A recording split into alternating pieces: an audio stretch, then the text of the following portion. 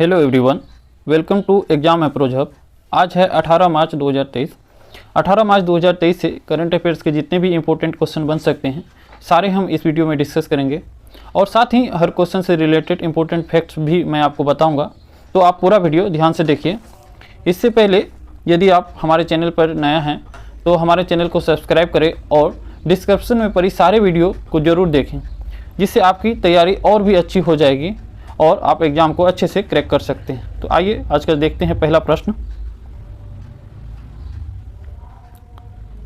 आज का पहला प्रश्न है कि हाल ही में किसे सेंट्रल बैंकिंग ने governor of the year award से नवाजा है। तो सेंट्रल बैंकिंग ने जो है गवर्नर ऑफ द ईयर के अवार्ड से नवाजा है वो है आपको शक्तिकांत दास। आरबीआई के 25वें गवर्नर शक्तिकांत दास को जो है सेंट्रल बैंकिंग ने गवर्नर ऑफ द ईयर का अवार्ड से नवाजा है। इससे पहले जो है आपको प्रथम जो भारतीय थे वो थे रघुराम राजन, जिनको ये अवार्ड दिया गया था, और उसके बाद है शक्तिकांत दास। भारतीय रिजर्व बैंक आरबीआई के गवर्नर शक्तिकांत दास को इंटरनेशनल जो है रिसर्च जनरल सेंट्रल बैंकिंग ने 2023 के लिए governor of the year award से नवाजा है। कठिन समय में अपनी स्थिति और लीडरशिप के लिए गवर्नर शक्तिकांत दास को अवार्ड मिला है। वहीं सेंट्रल बैंक के of the year award Ukraine के नेशनल बैंक को दिया गया है। यूक्रेन के जो है नेशनल बैंक को central bank of the year का अवार्ड दिया गया है। बात करें तो आरबीआई के पूर्व गवर्नर जो है रघुराम राजन को 2015 में इस अवार्ड से सम्मानित किया गया है और वो प्रथम भारतीय भी हैं। आरबीआई की बात करें तो आरबीआई की जो है स्थापना जो है आरबीआई एक्ट 1934 के तहत हुआ था। आरबीआई एक्ट जो है 1934 के तहत जो है 1 अप्रैल 1935 में आरबीआई की स्थापना हुई थी और इसका जो राष्ट्रीयकरण हुआ था 1 जनवरी 1949 को हुआ था। आरबीआई के जो पहले जो है गवर्नर थे वो थे ओशन स्मिथ, परंतु पहले भारतीय गवर्नर जो अगर बात करें तो वो है सी डी देशमुख हैं। आरबीआई के जो है हेडक्वार्टर है मुंबई में है और अभी 25वें जो गवर्नर कौन है, शक्तिकांत दास। आइए अगले प्रश्न में चलते हैं हम लोग। तो अगला प्रश्न है कि हाल ही में नुक्कड़ में खोपड़ी के किरदार निभाने वाले जो हैं प्रसिद्ध अभिनेता का निधन हो गया, उनका नाम है। तो नुक्कड़ में खोपड़ी के जो अभिनेता थे और उसमें जो खोपड़ी का किरदार निभाते थे समीर खाकर, उनका निधन हो गया है। बहुत ही प्रसिद्ध जो है कलाकार थे, खासकर थिएटर और टेलीविज़न और फिल्मों में काम कर चुके अनुभवी अभिनेता समीर खाकर का निधन हो गया है। उन्हें लोकप्रिय टीवी जो है नुक्कड़ में खोपड़ी के किरदार के लिए काफ़ी प्रसिद्धि मिली थी। समीर खाकर का किरदार जो है मनोरंजन की विभिन्न शैलियों में फैला हुआ था, लेकिन खोपड़ी के किरदार में उनका प्रदर्शन जो है विशेष रूप से उल्लेखनीय था, जिससे उन्हें दर्शकों में पहचान और प्रशंसा मिली है। तो समीर खाकर का जो है निधन हो गया, जिसमें जो है सिनेमा जगत को एक जो है बहुत बड़ी क्षति हुई है। आइए आज का तीसरा प्रश्न देखते हैं। हाल ही में किस दिन वर्ल्ड स्लीप डे 2023 मनाया गया। तो वर्ल्ड स्लीप डे 2023 मनाया गया है 17 मार्च को। अब विस्तार से जानते हैं कि वर्ल्ड स्लीप डे हर साल जो है मार्च के विषुव से पहले शुक्रवार को गुणवत्ता नींद के महत्व को उजागर करने के लिए मनाया जाता है। इस बार जो है ये 17 मार्च को विश्व नींद दिवस की उत्सव में मनाया गया और नींद से संबंधित महत्वपूर्ण मुद्दों पर कार्रवाई करने का आह्वान है, जिसमें चिकित्सा, शिक्षा, सामाजिक पहलू, ड्राइविंग शामिल है। इसका आयोजन world sleep day committee of the world sleep society द्वारा नींद विकारों को बेहतर रोकथाम और प्रबंधनों के माध्यम से समाज में नींद समस्याओं को बोझ को कम करने के उद्देश्य से किया गया। तो वर्ल्ड जो है स्लीप डे मनाया गया 17 मार्च को इस बार। अगर जो है अन्य जो है मार्च के जो है तिथि की बात करें तो 8 मार्च को मनाया जाता है। 8 मार्च को मनाया जाता है अंतर्राष्ट्रीय महिला दिवस। वहीं 9 मार्च को जो मनाया जाता है धूम्रपान निषेध दिवस मनाया जाता है। 20 मार्च को मनाया जाता है विश्व गोरैया दिवस और 21 मार्च को मनाया जाता है विश्व वानिकी दिवस मनाया जाता है 21 मार्च को। 22 मार्च को विश्व जल दिवस मनाया जाता है। आइए आज का जो है अगला प्रश्न, चौथा प्रश्न देखते हैं हम लोग। हाल ही में किस बैंक ने अपने स्टार्टअप के लिए पारिस्थितिकी तंत्र बैंकिंग प्रदान किया है। तो पारिस्थितिकी तंत्र जो बैंकिंग प्रदान किया है ये किया है आपको आईसीआईसीआई बैंक ने। आईसीआईसीआई बैंक ने जो है पारिस्थितिकी तंत्र प्रदान किया है। आईसीआईसीआई बैंक का जो स्थापना हुआ था ये 1994 में हुआ है और इसके जो अभी हेड हैं वो है संदीप बख्शी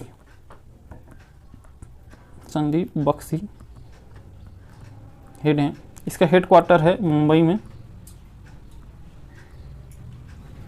मुंबई में इनका हेडक्वार्टर है। आइए अगला प्रश्न देखते हैं हम लोग।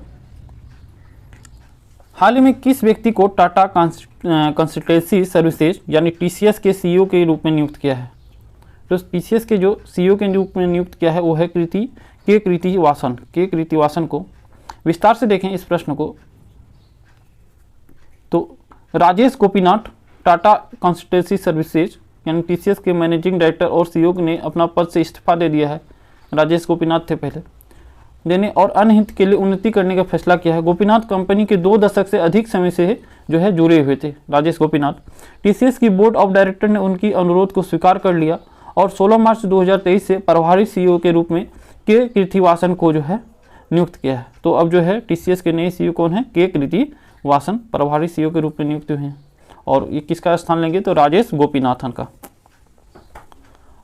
आज का छठा प्रश्न है कि हाल ही में किस जो है बैंक ने यूपीआई पर रुपे कार्ड जो है को पेश किया है? तो यूपीआई पर रुपे कार्ड को पेश किया है, ये है केनरा बैंक। केनरा बैंक ने यूपीआई पर रुपे कार्ड को पेश किया है। विस्तार से जाने इस प्रश्न को तो यूपीआई की रेंज और क्रेडिट कार्ड उत्पादकों की ताकत को लाभ उठाने के लिए केनरा बैंक ने राष्ट्रीय भुगतान निगम ऑफ इंडिया यानी एनपीसीआई के सहयोग से भीम ऐप का जो है उपयोग करके रुपे क्रेडिट कार्ड जो है लॉन्च किया है। आज का अगला प्रश्न है, हाल ही में केंद्रीय रेल मंत्री जो है अश्विनी वैष्णव ने लोकसभा में एक लिखित उत्तर में कहा कि भारतीय रेलवे कब तक शुद्ध शून्य कार्बन उत्सर्जन बनने का लक्ष्य रखा है। तो भारतीय रेलवे ने ये जो लक्ष्य रखा है ये रखा है 2030 तक जो है भारतीय रेलवे जो है शुद्ध शून्य कार्बन उत्सर्जन करने का लक्ष्य रखा है। विस्तार से जाने तो केंद्रीय रेल मंत्री जो है अश्विनी वैष्णव ने लोकसभा में एक लिखित जो है प्रश्न के उत्तर में कहा कि भारतीय रेलवे ने 2030 तक जो है शुद्ध शून्य कार्बन उत्सर्जन बनाने का लक्ष्य रखा है। रेलवे इस महत्वाकांक्षी जो है लक्ष्य को 2 चरण में हासिल करने की योजना बना रही है। पहला चरण में जो है दिसंबर 2023 तक इलेक्ट्रिक जो है ट्रेनों में पूर्ण परिवर्तन और 2030 तक मुख्य रूप से गैर नवीनीकरणीय स्रोत के माध्यम से ट्रेन और स्टेशन को बिजली देना। जो गैर नवीकरण जो बिजली का साधन है, ऊर्जा का साधन, उसके द्वारा ही ट्रेन और स्टेशन को बिजली देना ये है। तो ट्रेन जो है भारतीय रेलवे ने 2030 तक लक्ष्य रखा है और भारत जो है इंडिया ने रखा है 2070 तक ये जो है शुद्ध कार्बन उत्सर्जन का लक्ष्य रखा है। आइए आज का 8वां प्रश्न देखते हैं। हाल ही में वाईकॉम 18 ने जो है किस पूर्व कप्तान जो भारतीय टीम के कप्तान है को ब्रांड एम्बेसडर बनाया है? तो क्रिकेट के जो पूर्व कप्तान है ये हैं MS धोनी। महेंद्र सिंह धोनी को जो है वाईकॉम ने अपना ब्रांड एम्बेसडर बनाया है। विस्तार से देखें तो वाईकॉम 18 ने MS धोनी को अपने ब्रांड एम्बेसडर के रूप में नियुक्त किया है ताकि डिजिटल स्पोर्ट्स देखने को प्रोत्साहित किया जा सके। धोनी वाईकॉम 18 के साथ मिलकर फैंस डिजिटल प्लेटफॉर्म पर अपने पसंदीदा खेल दिखाने के लिए प्रोत्साहित करेंगे। वहीं विभिन्न नेटवर्क जो है पहलों से भाग लेने और जियो सिनेमा के आगामी टाटा IPL अभियान में शामिल होंगे। साथ ही अपने सोशल मीडिया अकाउंट पर ब्रांड को प्रमोट करेंगे। वाईकॉम 18 का जो मुख्यालय है कहाँ है? मुंबई में। वाईकॉम 18 का स्थापना 2007 में हुआ था। वाईकॉम 18 के जो वर्तमान CEO हैं वो हैं ज्योति एस देशपांडे और उन्होंने अपना जो ब्रांड एम्बेसडर MS धोनी को बनाया है। अगला प्रश्न है कि हाल ही में किस व्यक्ति को PFRDA और ममता शंकर को पूर्णकालीन अध्यक्ष बनाया? तो जो PFRDA के अध्यक्ष और ममता शंकर को पूर्णकालीन सदस्य नियुक्त किया है, ये है आपको दीपक मोहंती को जो है PFRDA का अध्यक्ष नियुक्त किया गया है।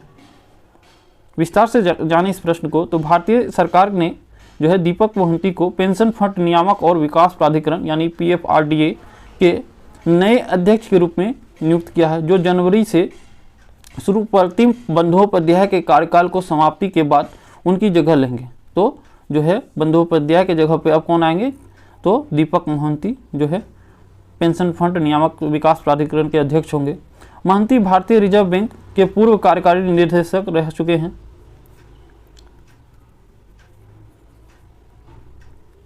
आज का अंतिम प्रश्न और 10वां प्रश्न है, हाल ही में किसने बेंगलुरु में एग्री यूनिफेस्ट का उद्घाटन किया है? तो बेंगलुरु में जो है एग्री यूनिफेस्ट का उद्घाटन किया है नरेंद्र सिंह तोमर। भारतीय कृषि और किसान कल्याण मंत्री हैं नरेंद्र सिंह तोमर ने 15 मार्च 2023 को कर्नाटक के बेंगलुरु में आयोजित एग्री यूनिफेस्ट का उद्घाटन किया। इस बेंगलुरु कृषि विश्वविद्यालय द्वारा भारतीय कृषि अनुसंधान परिषद के सहयोग से आयोजित किया गया। 60 राज्य यानी विश्वविद्यालय, केंद्रीय विश्वविद्यालय 2500 से अधिक छात्र इसमें भाग ले रहे हैं। 60 राज्यों के जो है केंद्रीय विश्वविद्यालय और विश्वविद्यालय के जो 2500 छात्र इसमें भाग ले रहे हैं। किसमें? तो एग्री यूनिफेस्ट में। भारतीय कृषि अनुसंधान परिषद एक स्वायत्त संगठन है जो भारत में कृषि और अनुसंधान को समन्वित करने के लिए जिम्मेदार है। कृषि मंत्री इसके अध्यक्ष के रूप में कार्य करते हैं। भारतीय कृषि अनुसंधान परिषद की स्थापना जो है कृषि अनुसंधान परिषद का जो है 16 जुलाई 1929 को हुआ था और इसके निदेशक वर्तमान में हिमांशु पाठक, जिनकी जो है मुख्यालय है भारतीय कृषि अनुसंधान परिषद का ये है न्यू दिल्ली। साथियों, इसमें हम लोगों ने 10 जो है महत्वपूर्ण पॉलिटी के प्रश्न को जो है डाला है, जिनका PDF आपको Telegram group exam approach hub पर मिल जाएगा, वहाँ से आप PDF डाउनलोड कर लीजिएगा। तो आज का जो पहला पॉलिटी का प्रश्न है राजनीतिक शास्त्र का, ये है कि यदि भारत का जो है राष्ट्रपति अपना पद त्याग करना चाहता है तो उसे पद त्याग का पत्र किसे भेजना होगा? तो उपराष्ट्रपति को, और उपराष्ट्रपति को अगर अपना पद त्याग करना है तो राष्ट्रपति को भेजेंगे। अगला प्रश्न है कि वित्त आयोग का गठन होता है। देखिए, वित्त आयोग का गठन जो है संविधान के प्रावधानों के अंतर्गत होता है और वित्त आयोग का जो है चर्चा अनुच्छेद 280 में है। और वित्त आयोग का जो है अगर बात करें तो पहले वित्त आयोग थे KC नियोगी थे, जो कि 1951 में बने थे, और वर्तमान में कौन है? तो NK सिंह, जो कि 15वें वित्त आयोग है। NK सिंह, अनुच्छेद 280 में इसका चर्चा है। अगला प्रश्न है कि 10वें वित्त आयोग के अध्यक्ष कौन थे? तो KC पंत थे 10वें वित्त आयोग के अध्यक्ष, और वर्तमान में कौन है? तो NK सिंह, जो कि 15वें वित्त आयोग है, और पहले कौन थे? KC नियोगी। अगला प्रश्न है भारत के संविधान में जो है अवशिष्ट शक्तियाँ किसमें निहित होती है? तो अवशिष्ट शक्तियाँ जो होती है वो संसद में निहित होती है। कहाँ होती है? संसद में निहित होती है। 3 तरह की शक्तियाँ होती हैं। एक होती है केंद्र के पास केंद्र सूची, एक राज्य सूची, एक होता है समवर्ती सूची, और ये तीनों में जो सूची नहीं रहती उससे अवशिष्ट शक्ति के रूप में रखा जाता है। तो केंद्र सूची में जो भी जो है चीज़ों का जो है निर्णय लेने का हक होता है वो केंद्र के पास, संसद के पास होता है। राज्य सूची के विषय में निर्णय लेने का हक जो है राज्य के पास होता है, और समवर्ती सूची में केंद्र और राज्य दोनों के पास होता है। परंतु कभी कभी आपात स्थिति में जो है समवर्ती सूची और राज्य सूची के विषय में भी जो है निर्णय लेने का हक जो है संसद के पास होता है। आइए अगला प्रश्न देखते हैं कि भारतीय संविधान के अंग नीति निर्देशक सिद्धांत का स्रोत क्या है? तो नीति निर्देशक का जो सिद्धांत वो लिया गया है आयरलैंड के संविधान से लिया गया है। अनुच्छेद 36 से 51 तक जो है नीति निर्देशक तत्व जिसको हम लोग जो है आयरलैंड के संविधान से लिए हैं, और ये वाद योग्य नहीं है, यानी ये जो है राज्य के बुद्धि विवेक पर निर्भर करता है। आइए अगला प्रश्न देखते हैं, संविधान के किस अनुच्छेद में संविधान संशोधन की प्रक्रिया को दिया गया है? तो अनुच्छेद 368 में संविधान संशोधन की प्रक्रिया को दिया गया है। अगला प्रश्न है कि समाजवाद वह टोपी है जो सुविधा अनुसार पहनी जा सकती है। यह कथन किस प्रसिद्ध आलोचक का है? तो CM जोड का। CM जो है जोड ने यह दिया था कि समाजवाद वह टोपी है जो सुविधा अनुसार पहनी जा सकती है। CEM जोड।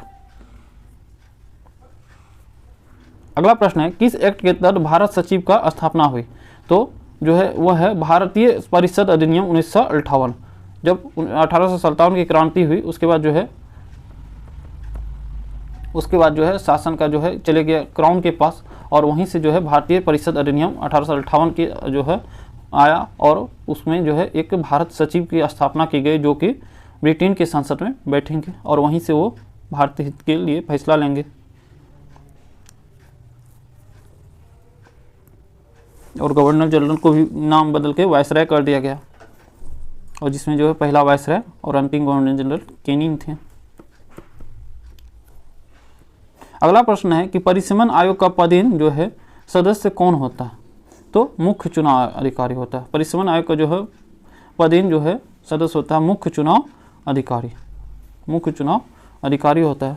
अभी जो वर्तमान में मुख्य चुनाव अधिकारी हैं वो है राजीव कुमार, भाग 15 में चुनाव आयोग का चर्चा है। भाग 15 में अनुच्छेद 324 से 329 तक। और अभी हैं कौन वर्तमान में? राजीव कुमार मुख्य चुनाव आयुक्त हैं। इनका कार्यकाल होता है 6 या 65 वर्ष। और दो अन्य जो हैं 1993 में जो है 3 जो है चुनाव आयुक्त को है, जिसमें एक मुख्य चुनाव आयुक्त और 2 अन्य चुनाव आयुक्त। 2 में एक हैं अनूप चंद्र पांडे, एक हैं अरुण गोयल। और इन दोनों का जो कार्यकाल होगा वो होगा 6 या 62 वर्ष। यानी मुख्य चुनाव आयुक्त का कार्यकाल 6 या 65 वर्ष और अन्य चुनाव आयुक्त का 6 या 62 वर्ष। अगला प्रश्न है,